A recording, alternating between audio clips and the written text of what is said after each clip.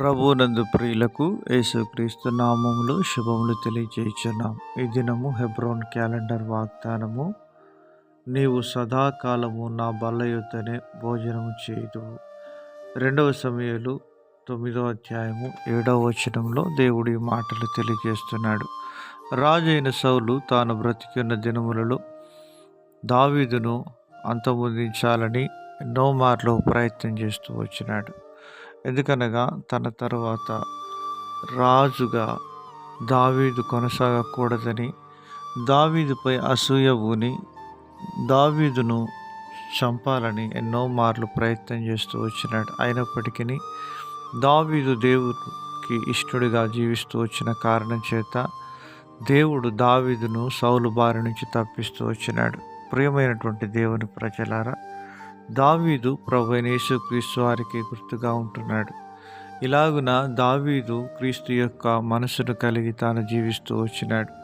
సౌలు తనను చంపాలని చూసినప్పటికీ దావీదు మాత్రం సౌలును ఏమాత్రము గాయపరచాలని ఇష్టపడలేదు. ఎందుకనగా దేవుడు అభిషేకించిన వారిని నేను ముట్టను అని దావీదు ఖచ్చితమైన తీర్మానం కలిగి ఉంటున్నాడు. ప్రియమైనటువంటి దేవుని ప్రజలారా, మనమును దావీదు వంటి వారంగా ఆయన యొక్క హృదయాన్ని కలిగి మనము జీవించాలని దేవుడు సెలవిస్తున్నాడు. దావీదు దేవుని హృదయానుసారుడుగా జీవిస్తూ దేవుడు సౌలును ఇశ్రాయేలు మీద రాజుగా త్రోసివేసి దావీదును రాజుగా అభిషేకిస్తూ వచ్చిన విధానం చూడగలం.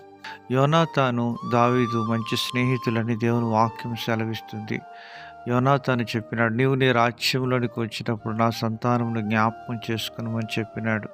అలాగనే దావీదు మెఫీబోషెతును సౌలు సంతానములు ఎవరైనా శేషించి ఉన్నారా అని విచారణ చేసినప్పుడు మెఫీబోషెతు దొరికినాడు.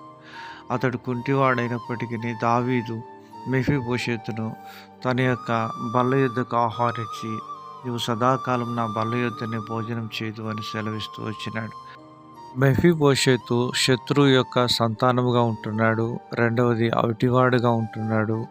ఇలాంటి స్థితిలో ఉన్నటువంటి తనను దావీదు ప్రేమిస్తూ వచ్చినాడు కేవలం యోనాతానును బట్టి. ప్రభువైన యేసుక్రీస్తును బట్టి దేవునికి శత్రువులంగా ఉన్నటువంటి మనలను దేవుడు తన కుమారుని సహవాసంలోకి పిలిచినాడు. 1 కొరింథీ 9 ప్రకారం ఇలాగన దేవుడు తన కుమారుని సహవాసానికి మమ్మల్ని పిలిచిన దేవుడు నమ్మతగిన వాడు.